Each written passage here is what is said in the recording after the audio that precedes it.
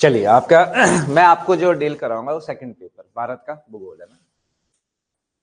भारत का भूगोल सिलेबस आप ऑलरेडी देख चुके हो, तो मैं बार बार रिपीट नहीं करूंगा। आपके पास सिलेबस होगा, ये पेपर 2 है, आपका सेकंड पेपर है और 150 क्वेश्चन है इसमें 3 घंटे। पहला जो टॉपिक है इसमें वो है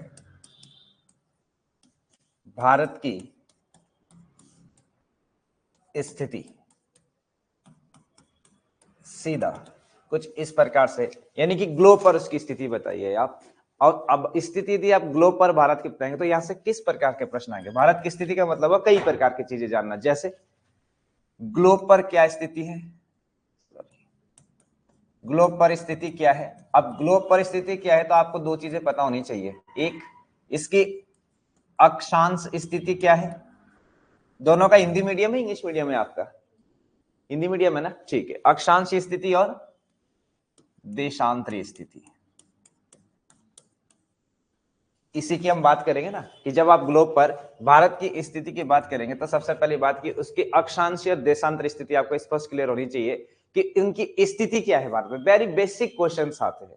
जो फर्स्ट चैप्टर है वही स्थिति और संख्या का मतलब ही क्या हुआ कि इसकी भौगोलिक स्थिति क्या है, कितने अक्षांश रेखा पर है, कितने देशांतरीय रेखा पर है, कितना क्षेत्रफल है, कौन कौन से समीपवर्ती ऐसे देश है जिससे इनकी सीमाएं लगी हुई है। और यदि हम प्रायद्वीपीय भारत की पूरी बात करें तो समुद्र का क्षेत्र कितना पड़ता है, कितने नॉटिकल माइल्स तक हमारे अधिकार है, ये सब आप स्थिति और उसके अक्षांश और देशांतर के आधार पर करते हो ना। दूसरा कि हमारा जो एक भारतीय मानक समय है वो कितना है, उसे 82.5 ही क्यों माना गया है, वो एकदम इलाहाबाद के बगल से गुजरता है, नैनी या मिर्जापुर से। तो ये सारी जो चीजें या इस स्थिति के बारे में यहां से ही क्लियर होता है फर्स्ट चैप्टर से ना।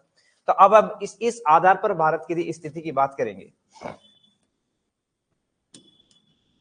तो एक मैप, बिना मैप के ये होगा नहीं है ना, तो मैप से क्लियर करते हैं इसको।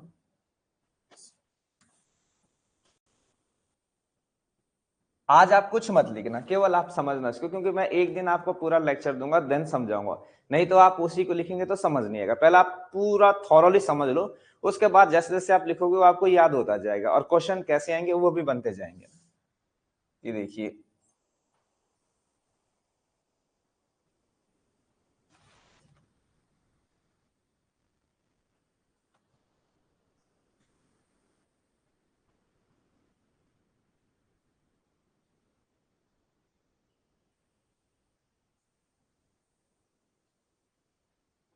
ये देखिए भारत की स्थिति।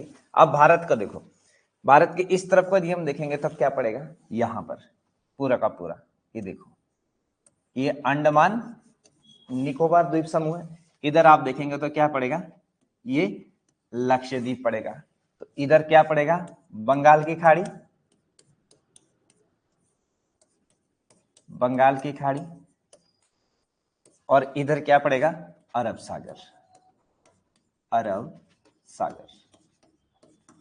और यदि हम और दक्षिण में जाएंगे तो यहां पर एक देश पड़ेगा जिसे हम क्या बोलेंगे, श्रीलंका, श्रीलंका।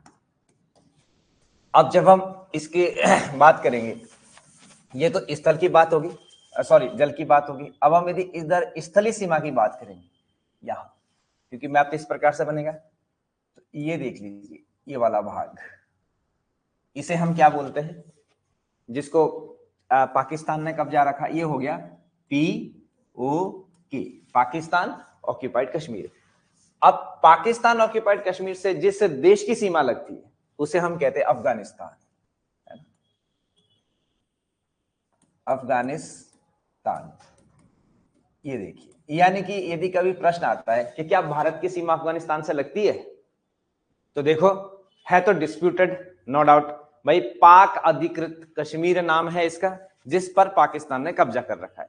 यदि ये पाक अधिकृत कश्मीर है तो इसमें डिसाइड तो नहीं है ना, जबरदस्ती पाकिस्तान ने अपने पास ले रखा है। तो यदि कभी प्रश्न आता है कि अफगानिस्तान की सीमा भारत के किस भाग से लगती है, तो अफगानिस्तान की सीमा भारत के POK, पाकिस्तान ऑक्यूपाइड कश्मीर, हिंदी में पाक अधिकृत क्षेत्र से लगती है। फिर आप इस तरफ से आइए, ये पूरा पाकिस्तान है, ये पाकिस्तान है।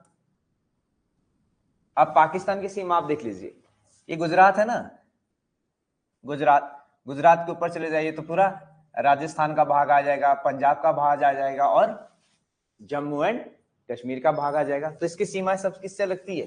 पाकिस्तान से लगती है। अब आप इधर आए, ये तो क्षेत्रफल में ही बहुत बड़ा है चीन, और चीन ने किसको अपने कब्जे में ले रखा है? तिब्बत। तो चीन की जो सीमा है ना भारत के साथ, वो दो प्रकार से लगती है। पहले मैं यहां पर नेपाल बना लूं,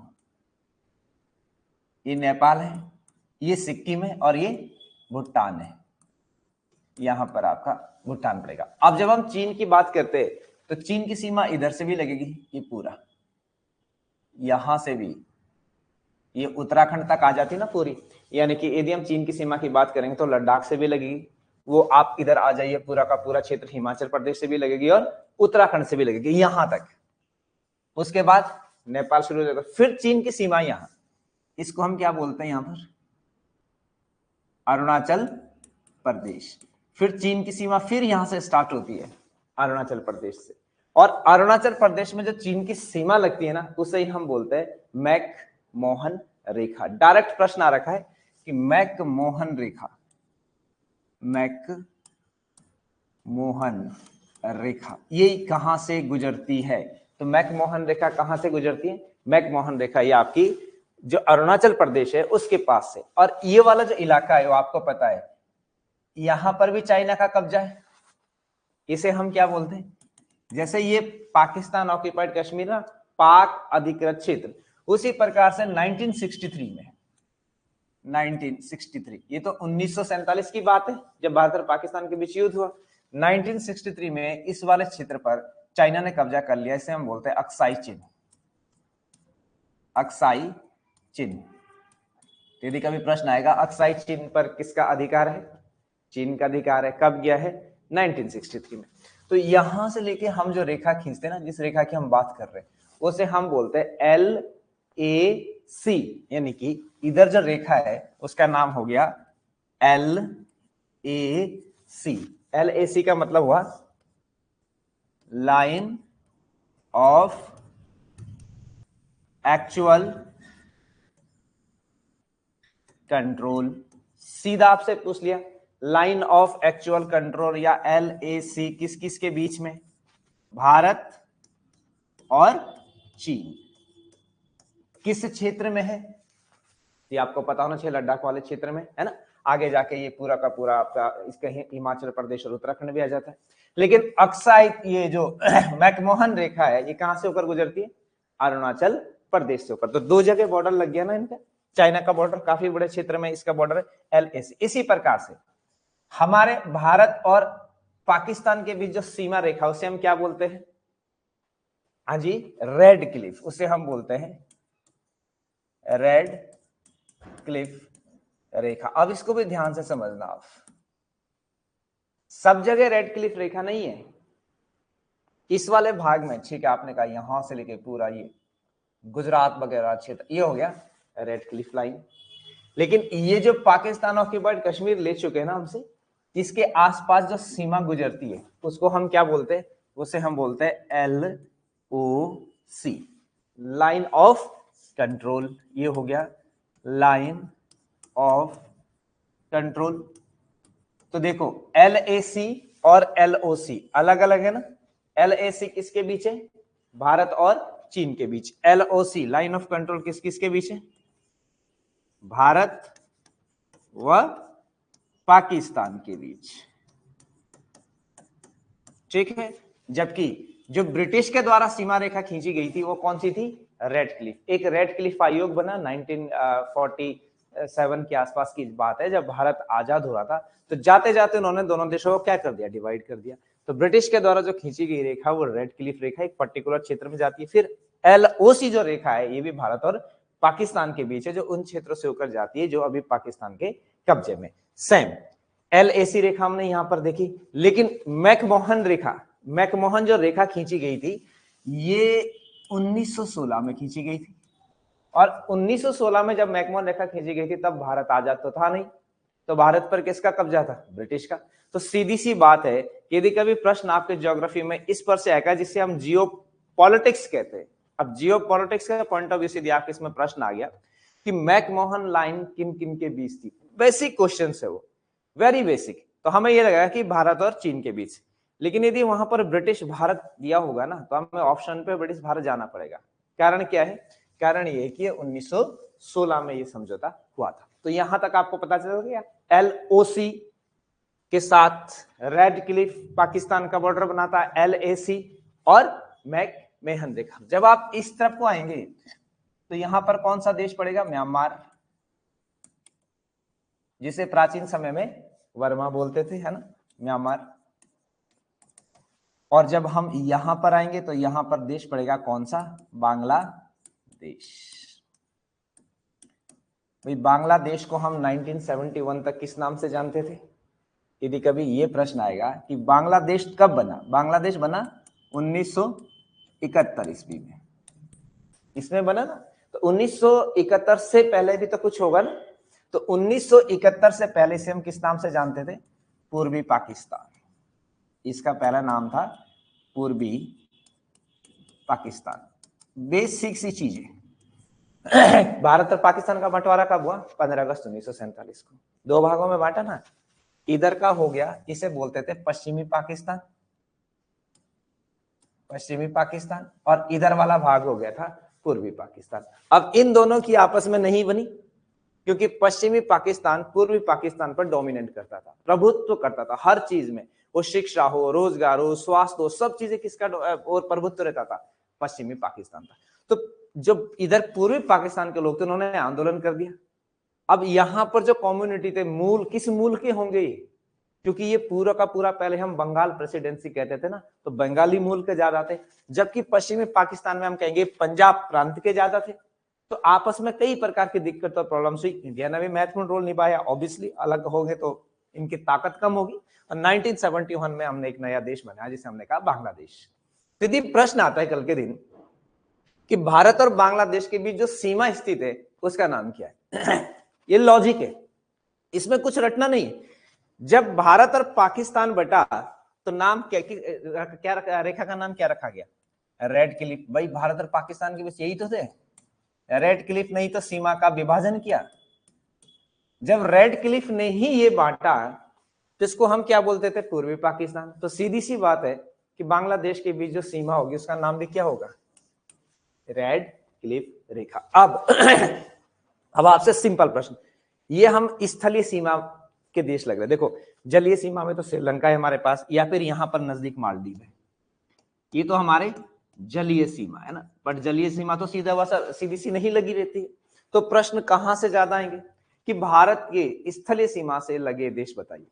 तो सिंपल प्रश्न कि भारत की स्थलीय सीमा से कितने देश लगे हुए? सीधा गिनिए आप।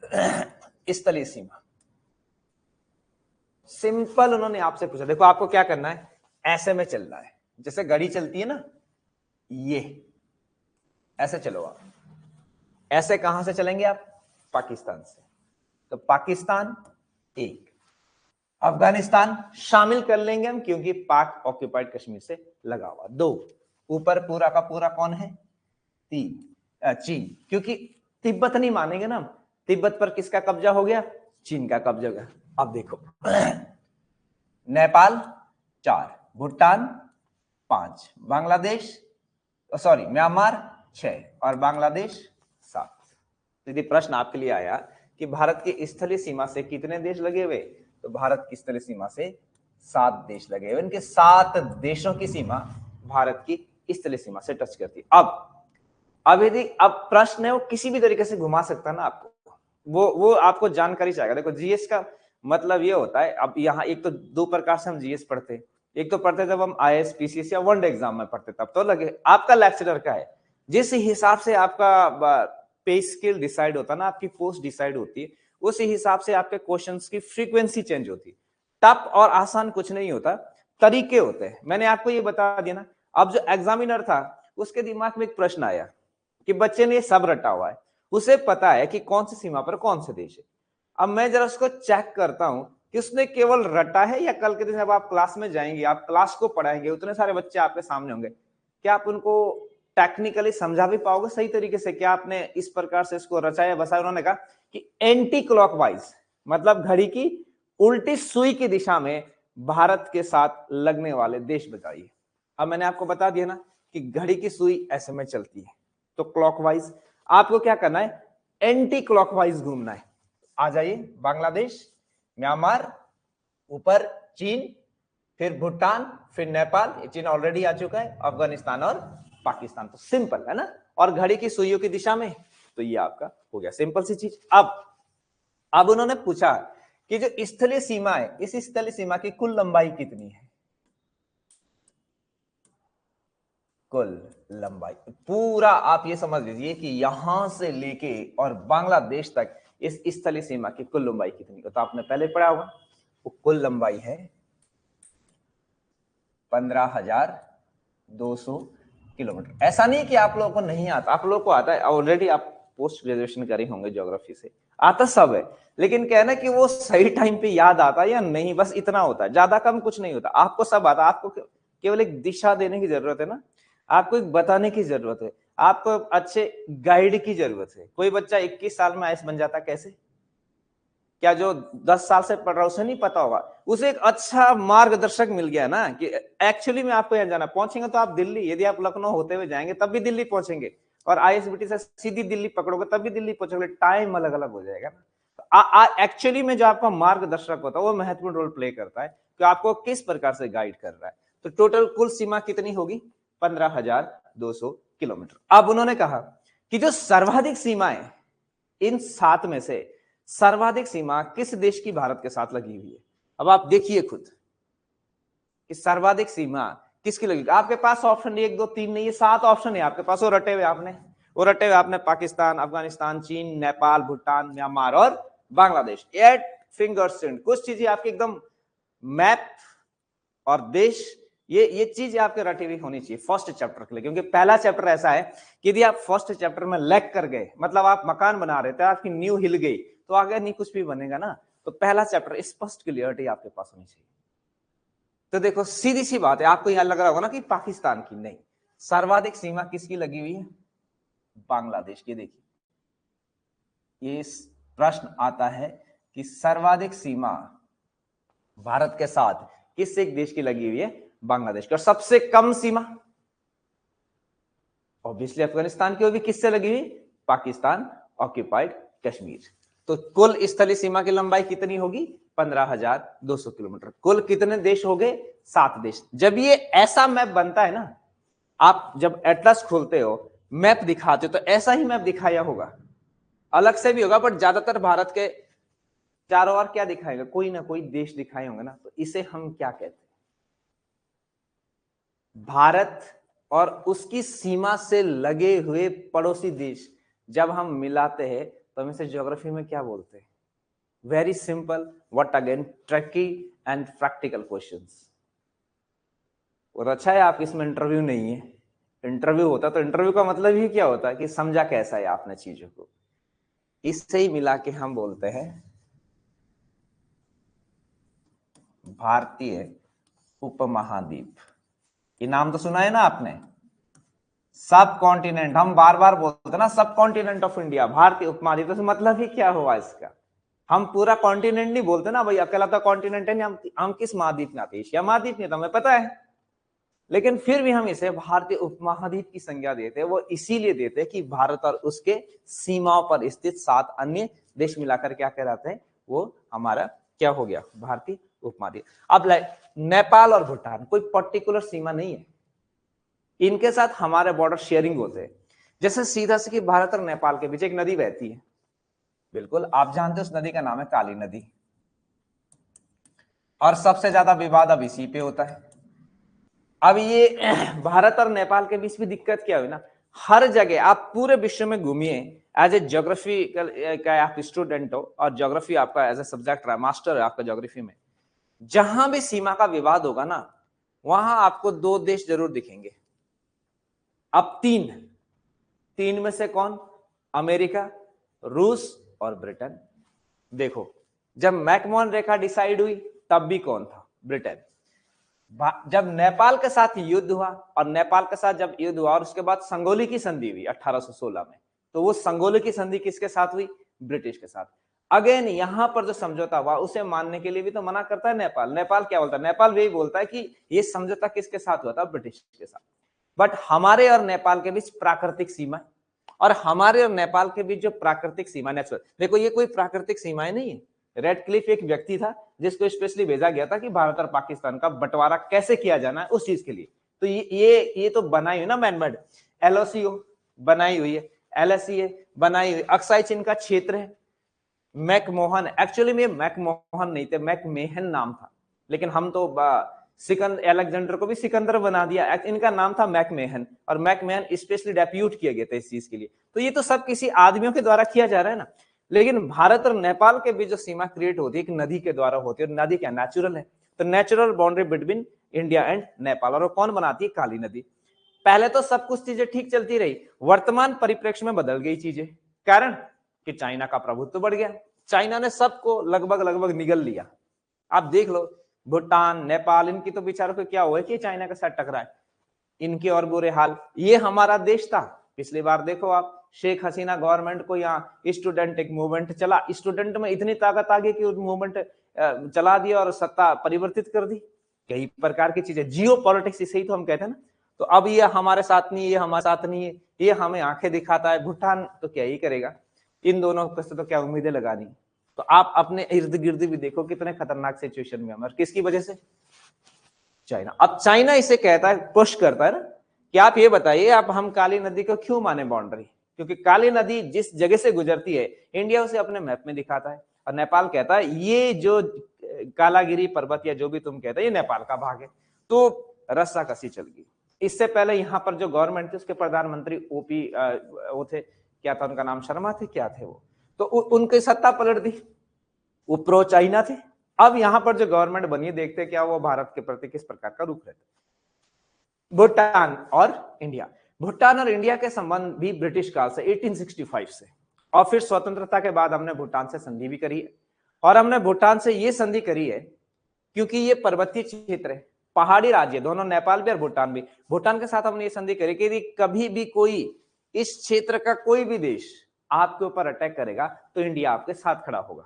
अब आप याद करिए डोकलाम विवाद, क्योंकि कल के दिन आपसे यही पूछ लिया कि डोकलाम पठार कहां था।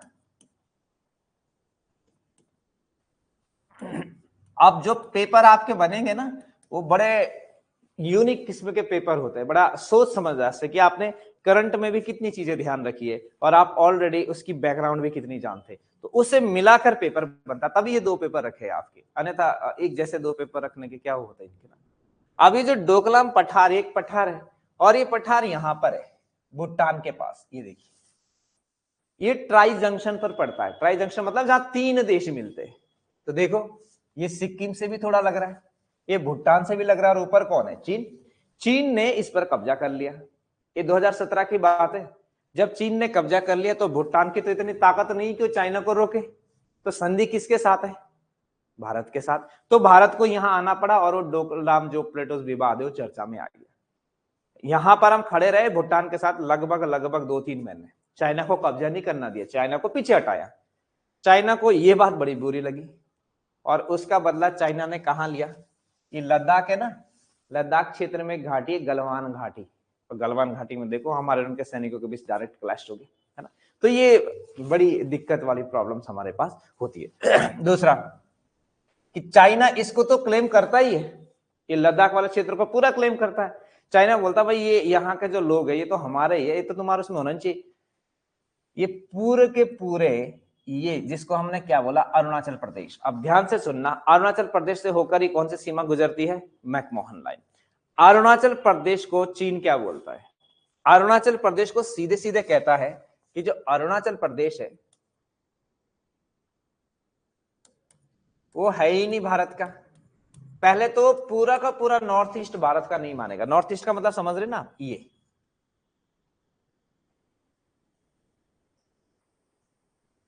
जो सिलीगुड़ी कॉरिडोर से मिला हुआ है सब पूरा नॉर्थ ईस्ट, 7 सिस्टर्स। चाइना कहता है ये है ही नहीं तुम्हारा। एक किस उससे तुम्हारा है? ना तुम्हारे जैसे दिखते, ना तुम्हारे जैसी कोई भी चीजें, ना तुम्हारा जैसा कल्चर है, ये तो हमारा पार्ट है। दूसरा, वो अरुणाचल प्रदेश को बोलता है दक्षिणी तिब्बत। ये कहता है ये तिब्बत का पार्ट है और ये दक्षिणी तिब्बत है, और तिब्बत तो ऑलरेडी उसने कैप्चर कर लिया। और एक नाम जो अरुणाचल प्रदेश को दिया जाता है वो दिया जाता है नेफा। ये नाम तो आपने सुना ही होगा। नेफा का अर्थ हुआ नॉर्थ ईस्ट फ्रंटियर एजेंसी। तो यहां बड़ी दिक्कत होती है खासकर अरुणाचल प्रदेश में, क्योंकि चाइना यहां इस प्रकार की चीजें करता और क्लेम करता है कि अरुणाचल प्रदेश मेरा है। तो ये तो चाइना की नीति है, वो तो धीरे धीरे करेगा। जैसे हम यहां से आगे जाए, फिर से हमारे पास एक कौन सा देश पड़ा, म्यांमार। नेपाल और भूटान के साथ हमारी प्राकृतिक सीमा है। अब हमारे पास म्यांमार आ जाता है, तो म्यांमार के पास फिर कौन सी सीमा है जो भारत और म्यांमार को अलग करती है। अब देखिए, म्यांमार के साथ भी हमारी प्राकृतिक सीमा है, ठीक है। यदि हम भारत और म्यांमार के बीच देखें, भारत और म्यांमार के बीच, तो भारत और म्यांमार के बीच भी अगेन प्राकृतिक सीमा है, उसे हम कहते हैं अराकान योमा पर्वत श्रेणी। क्योंकि हिमालय जो है ना, अरुणाचल प्रदेश से एकदम दक्षिण की तरफ ऐसे मुड़ गया और वो अंडमान निकोबार तक चला गया।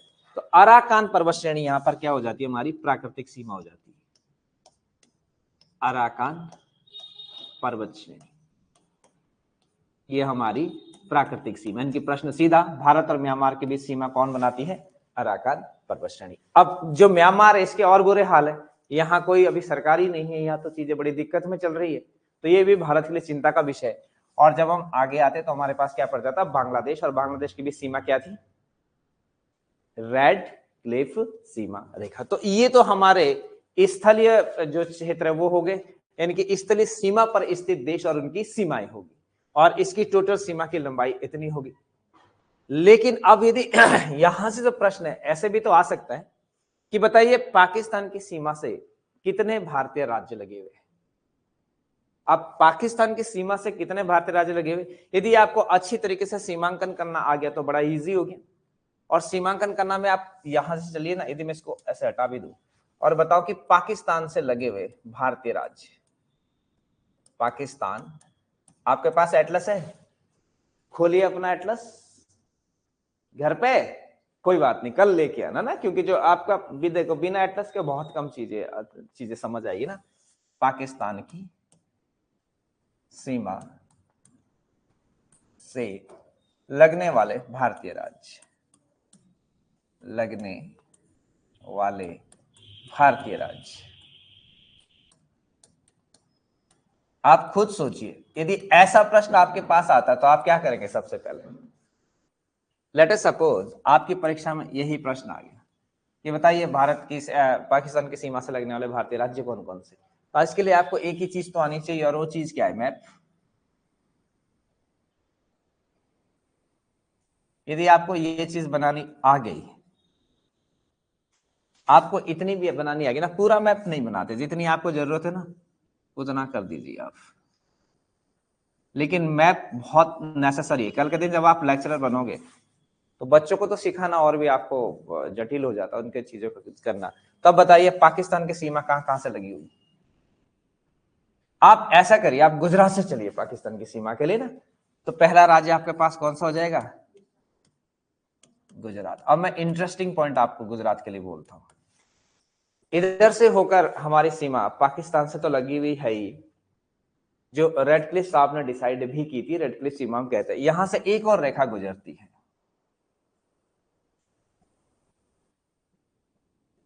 जिसको पाकिस्तान कहता है कि वो सीमा रेखा होनी चाहिए, और वो जो सीमा पाकिस्तान जिसको कहता है वो कुछ ऐसे गुजरती है, और इसे बोलते हैं 24 डिग्री समानांतर रेखा। तो प्रश्न ये भी आ सकता है कि 24 डिग्री समानांतर रेखा किन दो देशों के बीच विवादित है। विवादित तो है क्योंकि भारत तो उसको मान नहीं रहा है। ये सारे प्रश्न आए हुए आपके लेक्चरर, आपके अन्य परीक्षाओं में, सब चीजों में। तो ये जो 24 डिग्री समानांतर रेखा है, ये भी किस किस के बीच विवादित है, भारत व पाकिस्तान के बीच। खैर हम बात कर रहे हैं कि किस किस से लगा हुआ है। आपने कहा गुजरात, गुजरात से ऊपर कौन सा स्टेट होगा, राजस्थान।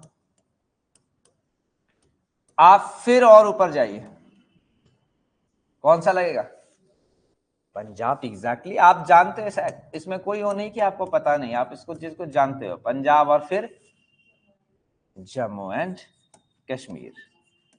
क्या लद्दाख की सीमा लगती है?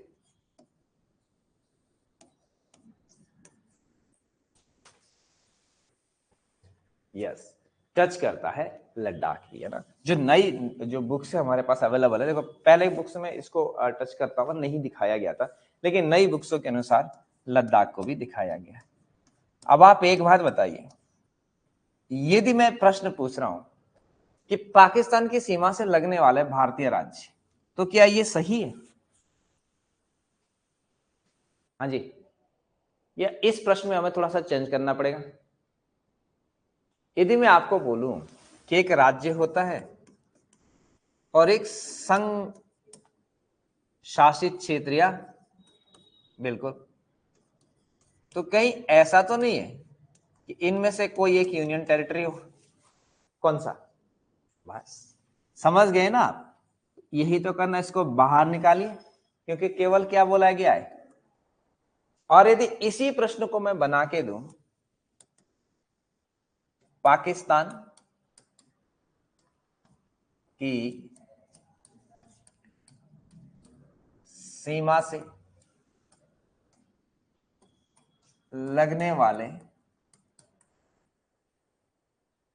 भारत के राज्य ऑब्लिक केंद्र शासित प्रदेश, तो आपका आंसर क्या हो जाएगा? अब आपका आंसर हो जाएगा ये। तो वहां बहुत छोटी छोटी चीजें आती, लेकिन आपको दिमाग में तो रखनी पड़ेगी, और दिमाग में रखोगे तो बड़ी इजी तरीके से सॉल्व आउट हो जाएगा। तो पाकिस्तान की सीमा से लगने वाले भारतीय राज्य के बारे में हमने समझ, ये जो गॉड करता है ना, अभी जो इधर पूरा की पूरी गुजरात तक जो गॉड करेगा, मतलब इसकी जो सुरक्षा करेगा, वो एक्चुअली में बीएसएफ होता है, ये आपको पता होगा। देखता है इसको बीएसएफ है। जम्मू कश्मीर की स्थिति थोड़ी अलग है, यहाँ ज्यादातर आर्मी के पास है, क्योंकि सिचुएशन इस प्रकार की, आर्मी भी है, सीआरपीएफ भी है, जम्मू कश्मीर पुलिस भी है, सब चीजें यहाँ पर देखता है। बाकी ये पूरा का पूरा गॉड बीएसएफ करता है। लेकिन यदि कोई भी यहाँ पर लड़ाई झगड़ा या कोई भी इस प्रकार की चीजें आती है, तो बीएसएफ पीछे हो जाएगी और इन्फेंट्री आगे हो जाती है, ये हमारी चीजें। तो ये पाकिस्तान की सीमा से लगने वाले भारतीय राज्य या केंद्र शासित प्रदेश। तो दूसरा प्रश्न आपके लिए ये कि अफगानिस्तान की सीमा से, अब आप ये सब पढ़ चुके तो आपको तुरंत ध्यान आएगा, अफगानिस्तान की सीमा से लगने वाले भारतीय राज्य,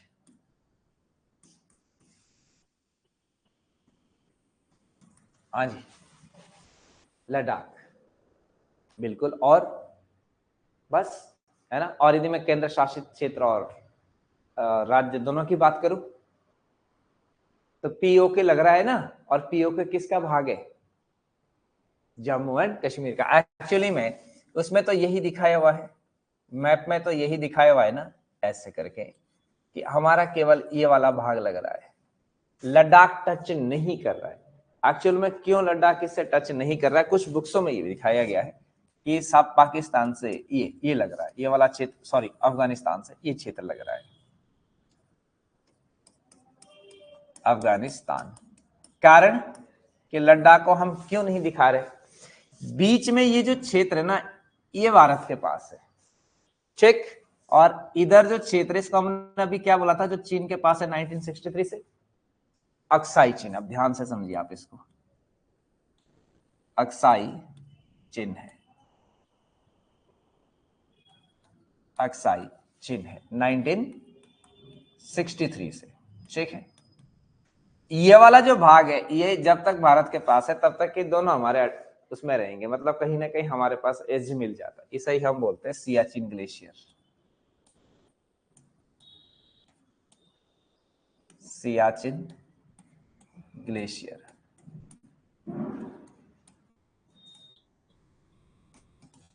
और सियाचिन ग्लेशियर के बारे में क्या, हम यहां दोनों से ऊपर हाइट पे, आप ऐसे समझ लीजिए कि ये सियाचिन ग्लेशियर है, इधर वाला क्षेत्र चीन है, और इधर वाला क्षेत्र पाकिस्तान है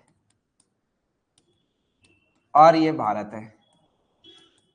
तो हम दोनों की गतिविधियां देख सकते हैं ना, कौन क्या कर रहा है, क्योंकि हम ऊपर ऊंचाई पर है।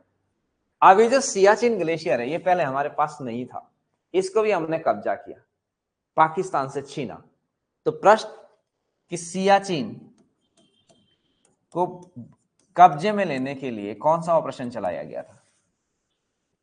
अब सियाचिन को अपने कब्जे में लेने के लिए हमने एक ऑपरेशन चलाया जिसका नाम था ऑपरेशन मेघदूत।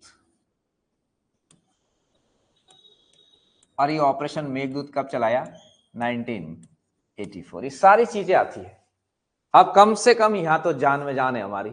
दूसरा, सियाचिन के बारे में सबसे अच्छी चीज क्या है? ना केवल इंडिया का बल्कि विश्व का सर्वाधिक ऊंचाई पर स्थित क्या? हाँ जी, हाँ बिल्कुल, विश्व का सर्वाधिक ऊंचाई पर स्थित ग्लेशियर तो क्यों रशिया का नहीं होगा? पुरुष तो हमारे भी सर पे हो जाएगा ना। विश्व का सर्वाधिक ऊंचाई पर स्थित युद्ध स्थल क्षेत्र है ये। युद्ध स्थल क्षेत्र इतना ऊंचाई पर कोई भी नहीं है। ये चीजें आपको नोटिस करनी। अब इस तरफ पीओके हो चाहे अक्साई चिन्ह हो या एलएससी पूरा का पूरा दिखाए, कम से कम इनकी गतिविधियों को नोटिस तो कर सकते हैं ना। बहुत ज्यादा खर्चा होता है हमारा सियाचिन के लिए। ये इसको मेंटेन करने के लिए बड़ा दिक्कत होगी सर्दियों में। सर्दी में क्या होता है, जब पाकिस्तान अपनी पोस्ट छोड़ के चला जाता है और इधर हम पोस्ट छोड़ के आ नहीं सकते, क्योंकि जब हमने कब्जा किया, ऑपरेशन मेघदूत हमने ऐसा ही चलाया था कि जैसे ही सर्दी आई 1984 में, पाकिस्तान और भारत के बीच समझौता था कि वो अपना अपना पोस्ट छोड़ के चले जाएंगे। अब देखो, यहां तो सीधा बात ही है ना कि जिसके पास जितना अच्छी हाइट होगी वो उतना यहाँ पर पावरफुल होगा। तो जैसे ये लोग यहाँ से पीछे हटे, हम यहाँ पर बैठ गए। उसी का बदला तो ले रहे थे ये 1999 में। क्या हुआ था 1999 में?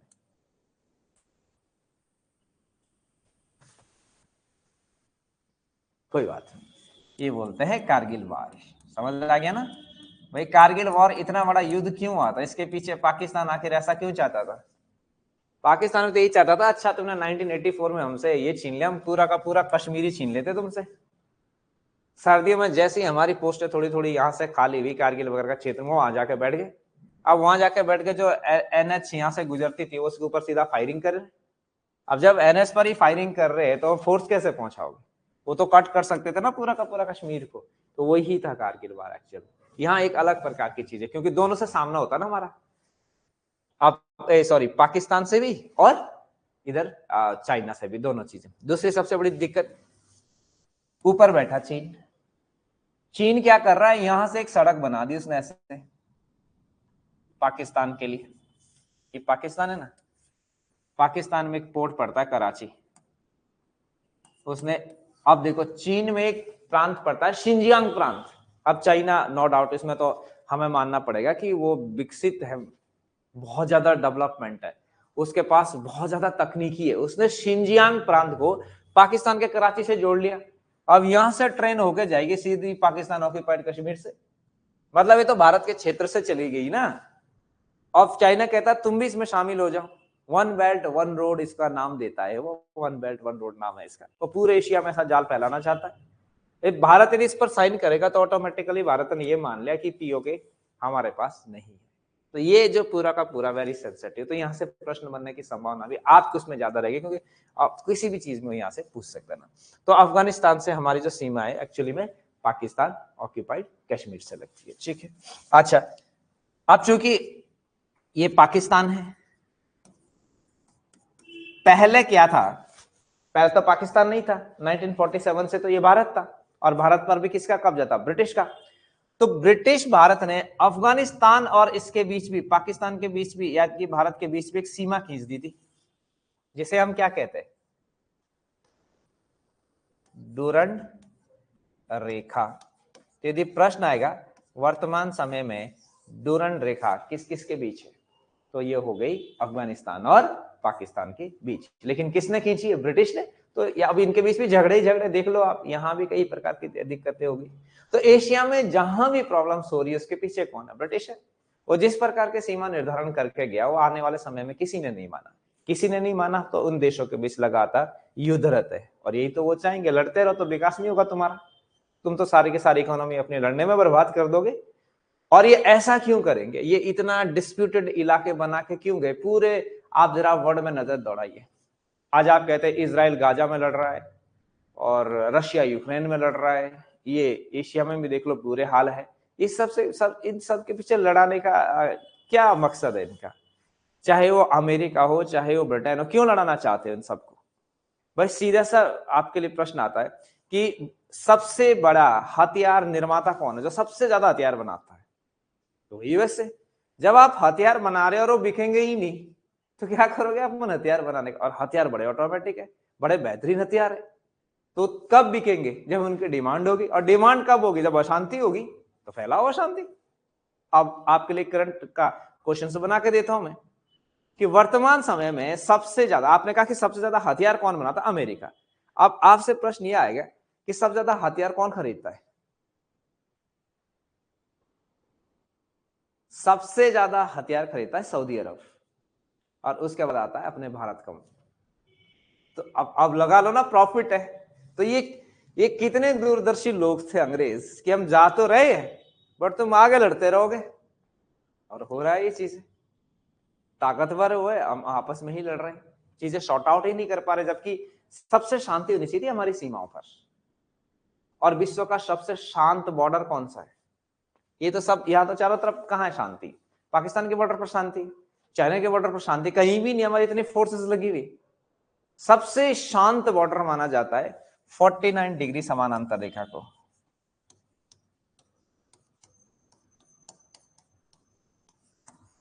और ये मालूम है आपको किसके बीच है?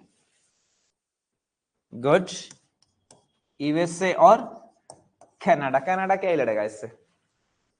तो देखो, अपने लिए तो उन्होंने सुरक्षित चीजें कर ली ना, अब दूसरे के लिए देखो।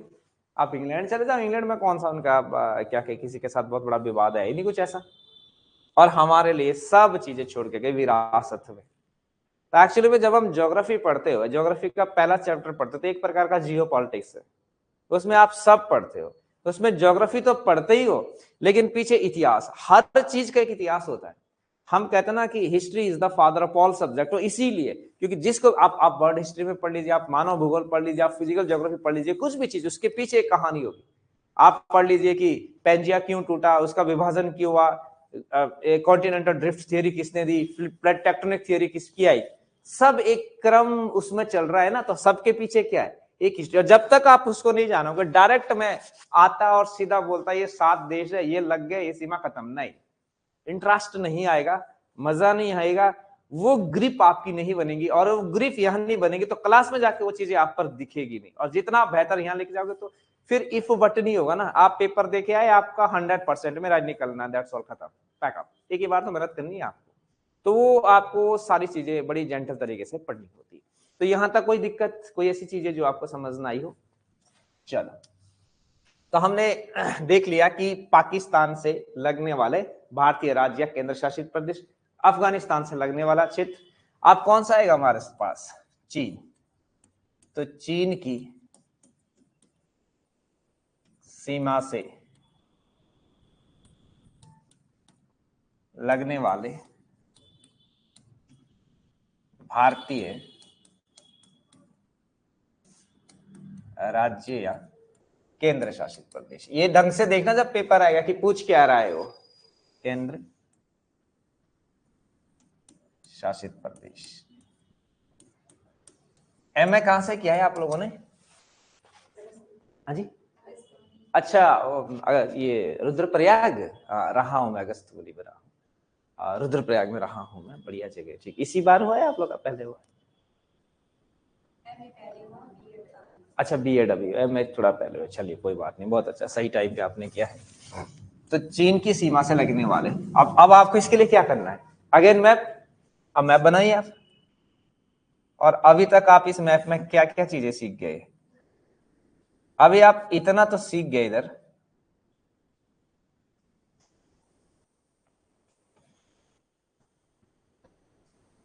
आपको केवल यहां तक चाइना, क्योंकि चाइना का क्षेत्रफल तो बहुत ज्यादा है भाई। चीन, तिब्बत को इसने खा लिया, रहा ही नहीं अब। और इस तिब्बत की वजह से ना हमारी और चीन की दुश्मनी हुई। भारत और चीन के बीच एक युद्ध हुआ, और वो युद्ध कब हुआ?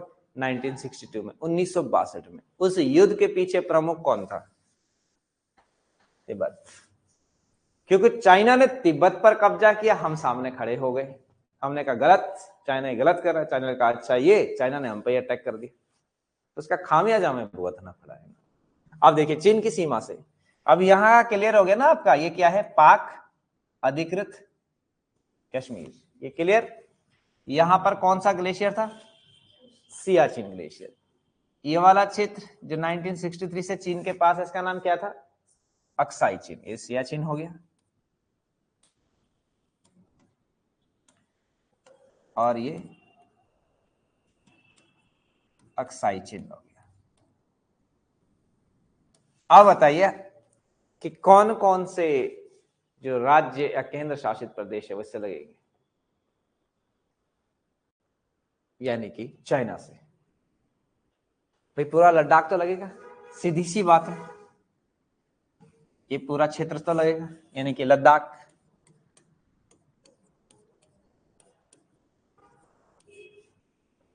और इधर तो जम्मू कश्मीर का इलाका भी आ जाएगा ना, ठीक है। JNK। और मैंने क्या कहा था, और नीचे आइए आप, इसको क्या बोलते हैं? ये HP, हिमाचल प्रदेश।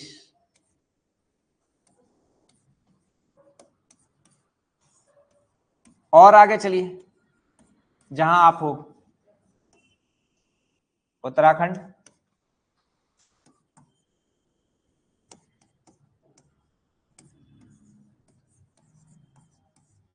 और चलिए, नहीं अब नहीं, अब यहां से नहीं, यहां से चीन नेपाल आ जाएगा। यहां नेपाल आ गया बीच में, सारी चीजें नेपाल से खराब हो गई है। यहां भूटान आ गया बीच में, ये भूटान ने चीजें खराब कर दी है। बिल्कुल, सिक्किम।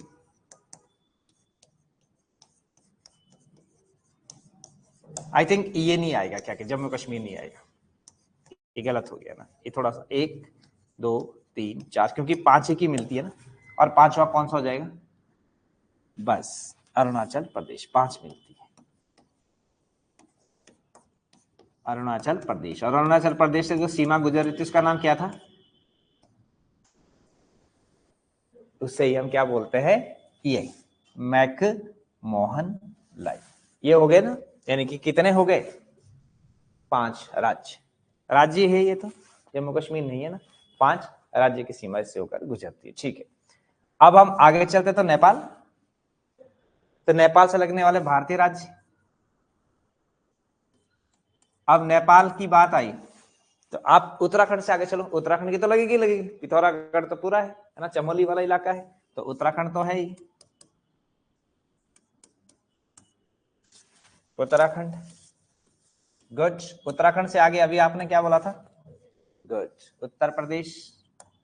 फिर और उत्तर प्रदेश की सीमा किससे लगी हुई? हाँ बिल्कुल, बिहार। फिर और आगे चलिए, एक ऐसा बिल्कुल यहां तक चला जाता स्टेट, वैसे पश्चिम बंगाल। अब आपको लग रहा होगा कि पश्चिम बंगाल की सीमा नेपाल से कैसे लग गई, ये सोच रहे आप? और तो नहीं लगेगा कोई नेपाल से? अरे इसको क्या बोलते हैं? सिक्किम।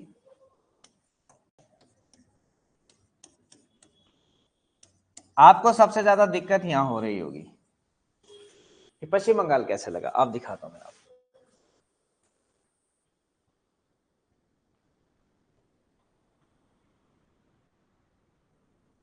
इस सारा खेल ना मैप का है, एक्चुअली में यह है पश्चिम बंगाल। पश्चिम बंगाल यहां तक आ जाता है, इसलिए हम यहां पर ये जो चिकन नेक है ना, जिससे ये पूरा का पूरा नॉर्थ ईस्ट जुड़ा हुआ है, तो हल्का से ऐसे बहुत संकरी सी ऐसी हम इसको बोलते हैं, ये ऐसा, इसे चिकन, जैसे मुर्गे की गर्दन होती है ना, चिकन नेक हम इसीलिए कहते हैं इसको। चिकन नेक हम इसको कहते हैं, या हम इसको सिलीगुड़ी कॉरिडोर कहते हैं। तो यदि कभी पूछा कि चिकन नेक या सिलीगुड़ी कॉरिडोर कहाँ है, तो सिलीगुड़ी वेस्ट बंगाल में पड़ता है।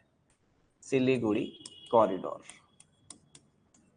ये यहां से, तो ये पूरा का पूरा पश्चिम बंगाल का ये जो दक्षिण वाला भाग है ना, कलकत्ता वगैरह, वर्णपुर, दुर्गापुर, वो तो बंगाली बाहुल्य क्षेत्र है। लेकिन पश्चिम बंगाल से जैसे जैसे आप ऊपर की तरफ जाएंगे ना, आप हिमालय की तरफ आते हैं, और वहां आप देखते हो कि किसकी बहुलता ज्यादा मिलेगी। वहां पर भोटिया, लेप्चा, ये जनजाति आपको ज्यादा मिलेगी, जो कहीं ना कहीं नेपाल से मिलती जुलती, गोरखा समुदाय के लोग। इसलिए यहाँ पर एक दिक्कत है। जैसे पहले यहाँ दिक्कत थी ना कि भाई हम उत्तर प्रदेश में थे, तो हम जो पहाड़ी राज्य, हमारे ऊपर ज्यादा ध्यान नहीं दिया जा रहा था, तो हमने आंदोलन किया और हमने क्या बनाया, उत्तराखंड बनाया, बस यही। अब यहां से भी प्रश्न आता है कि पश्चिम बंगाल के गोरखा समुदाय के लोग जो एक अलग स्वायत्त राज्य निर्माण की बात कर रहे हैं, वो किस राज्य को बनाना चाहते हैं, उसका नाम क्या है? तो यहीं पर मांग उठी हुई है उत्तर की तरफ बनाने की, गोरखालैंड। एक अलग राज्य चाहिए भाई, गोरखालैंड, क्योंकि ये तो बंगाली बहुल्य है, ये तो बंगालियों का दबदबा है, तो ऊपर जो पहाड़ी राज्य के लोग बेचारे, उनके पास तो कुछ नहीं। और सबसे खूबसूरत जो इलाके है ना, वो यही है, ये दार्जिलिंग, सिलीगुड़ी एक्सेट्रा। क्यों? क्योंकि आप ऊपर ऊपर जा रहे हो तो यहाँ पर नेपाल है, तो ऊपर नेपाल में क्या, माउंट एवरेस्ट, हिमालय की तरफ जा रहे हैं ना आप। और जैसे जैसे आप हिमालय की तरफ जाते हैं, स्थलाकृति चेंज हो जाती है। आप ज्योग्राफी में, फिजिकल ज्योग्राफी में पढ़ता, लैंडस्केप चेंज हो जाता है। आप जैसे यहाँ पर ऊपर जाते हैं, यहाँ पर बड़ी खूबसूरत पहाड़ी आपको मिलती है, बड़ी खूबसूरत जो स्थलाकृति जो पहाड़ियां है, वहां पर एलुवियल सॉइल्स है, और एलुवियल सॉइल की जलोढ़ मिट्टी होने के कारण वहां वर्षा भी बड़ी अच्छी होती है, क्योंकि बंगाल की खाड़ी से आने वाली पौनियां वर्षा बड़ी अच्छी करती है। तो यहाँ चाय की खेती होती है। अब ये चाय की खेती दार्जिलिंग वगैरह में बड़ी फेमस चाय की खेती है। अब वो जो चाय की खेती है जिन क्षेत्रों में होती है, जो स्थलाकृति, उन स्थलाकृति को क्या बोलते हैं? उन्हें कहते हैं दुआर। तो कभी पूछेंगे कि दुआर स्थलाकृति कहाँ है?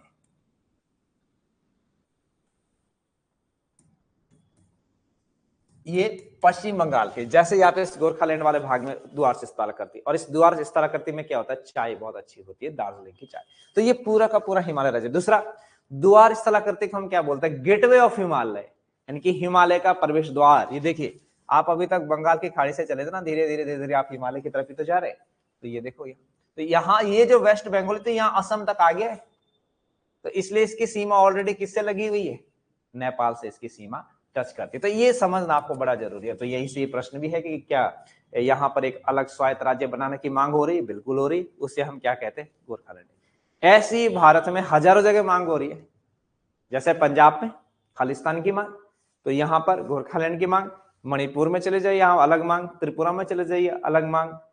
आंध्र प्रदेश में चले जाइए, कापू समुदाय, अलग मांग। तो हर जगह इस प्रकार की जो प्रॉब्लम्स है, तो इंडिया में चल ही रही है ना। तो आपको अब ध्यान से, कितने राज्य लगे हैं? ये 5 राज्य। किससे लगे हुए? नेपाल की सीमा से लगे हुए 5 राज्य है। ठीक है, आप चले जरा भूटान। अब आप ऑटोमेटिकली समझ गए कि वेस्ट बंगाल की सीमा किससे लगी हुई है। सॉरी, अभी तक नहीं समझते आप। यदि ये सिलीगुड़ी कॉरिडोर में आपको नहीं बताता, ये यहां तक आ जाता है, या चिकन नेक, तो आप कभी भी इसको नहीं ले जाते कि ये शायद भूटान से भी लगता हुआ। लेकिन इसकी सीमा भूटान से भी लगती है। तो भूटान से कौन कौन से भारतीय राज्य लगेंगे? पहले तो आप यहीं से ले लो ना। कौन सा ये? पश्चिम बंगाल।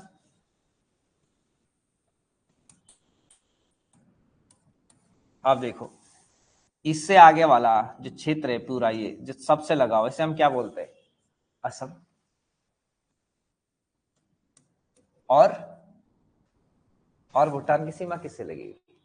अरे ये वाला क्षेत्र, अरुणाचल प्रदेश। अरुणाचल प्रदेश, बस यहां तक लगी हुई इसकी सीमा। ये आपका भूटान हो गया। अब आपके पास क्या बचा? अब आपके पास बचा म्यांमार। म्यांमार,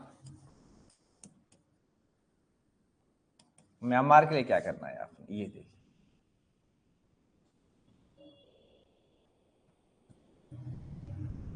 इस तरफ को आपका क्या है, म्यांमार। प्राकृतिक सीमा कौन सी पहाड़ियां बना रही थी? ये देखो, प्राकृतिक सीमा ये पहाड़ी बना रही थी, जिसे हमने कहा था अराकान योमा। अराकान योमा पहाड़ी, योमा पहाड़ी। अब यदि म्यांमार से आपको लगा रहे ना तो ऑलरेडी अरुणाचल प्रदेश, ठीक है, इधर के सब लगा दो, इधर नीचे आ जाएगा, कौन सा हो जाएगा, नागालैंड। और दक्षिण की तरफ चलिए, मणिपुर, और दक्षिण की तरफ चलिए, कौन सा हो जाएगा, ये यहां पर मिजोरम, बस मिजोरम यहां तक। त्रिपुरा तीनों ओर से बांग्लादेश से घिरा हुआ है, इसलिए यहां पर टच नहीं करता है, ठीक है। तो हम ये भी देख लेते हैं फिर बांग्लादेश से, क्योंकि सबसे ज्यादा स्थलीय सीमा भारत की किससे लगती है। तो वापस आ जाइए बांग्लादेश में, पश्चिम बंगाल। जब आप पश्चिम बंगाल यहां तक देख रहे थे तो ऑब्वियसली यहां पर एक राज्य था जिसे हमने क्या बोला है, मेघालय। असम दो जगह से सीमा टच करता है बांग्लादेश से, तो फिर असम। अभी हमने कहा कि तीनों ओर से घिरा हुआ बांग्लादेश से क्या है, त्रिपुरा, और ये टच करता है कहां तक, मिजोरम तक। तो मिजोरम, ये आपके सारे के सारे राज्य हो गए, ठीक है, इस स्थलीय सीमा से। बाकी हम कल इससे आगे पढ़ते हैं। यहां तक कोई ऐसा प्रश्न जो आपके दिमाग में आ रहा हो और आप पूछना चाहते हो, कुछ कोई डाउट, कुछ नहीं। कल अपना एटलस जरूर साथ लेके आए ताकि ये जो लेक्चर है और भी रोचक बन सके, ठीक है।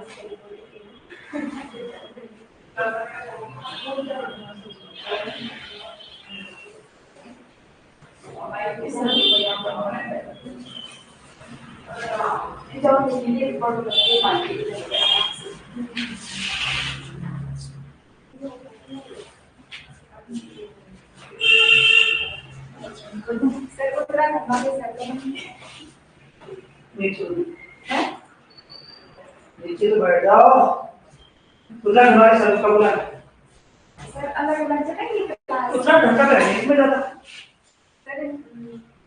क्या पढ़ा था सर, लेवल आओ करवा दिया। तुम्हारा फाइनल वर्क पढ़ना है, कल लास्ट डेमो तुम्हारा, फिर प्लीज जमा हो गया तभी क्योंकि दो बच्चों के लिए अगर मैं 3 टीचर बाद में तुमने बोला सर हमारे से मैं तुम्हें दूसरा नंबर टीचर बोला दूं, बताओ ऐसे होगा क्लास दिलाए होगी दो नहीं अभी जो तुमको लिखो क्लास करेंगे सर, जैसे एक दिन में 2 क्लास होती है अभी पहले एक से शुरू करो। ये वाला सर बहुत अच्छा है। हाँ ये अच्छा पढ़ा है। ये नहीं है सब्जेक्ट वाला। कौन? ये वाला सर सब्जेक्ट वाला नहीं है। क्या नहीं सब्जेक्ट? नहीं हाँ। जैसे इंडियन भूगोल जो हमारा वो सब्जेक्ट है। हाँ इन्हें क्या होना चाहिए? सर हमें भारत का भूगोल पढ़ाए। हाँ तो ये सर हमें कोड भी पढ़ा सकते हैं। पढ़ा सकते हैं नहीं? वो तो मैं ये चाह रहा हूँ दो अलग टीचर होंगे। इन्हीं से करवा देंगे अगर इन्हीं से वो तो तुम्हें डिसाइड करना है।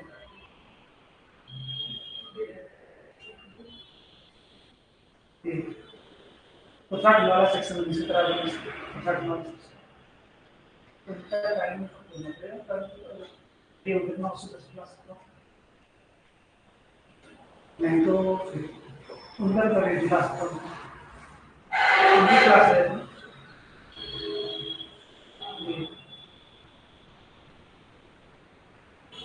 और बच्चों को घर पर टीचर तुम्हारा टीचर के बच्चे क्या करेंगे क्लास 7 में तो बच्चे आ क्लास चालू हो गई 5 क्लास हो गई इससे ज्यादा क्या क्लास तो चलती रहेगी। सब ज्यादा बीके होती है। मैंने वीडियो की कोर्स टीचर है वीडियो के वाले बच्चों को कर सकते हैं तो हमें पता है कि सर कब तक आ रही है? मैं नहीं बता सकता इनको मैं नहीं दे सकता इतना पता होता है आ सकती है आ सकती है आई दे देंगे मतलब देने को करके उसी हिसाब से दे देंगे।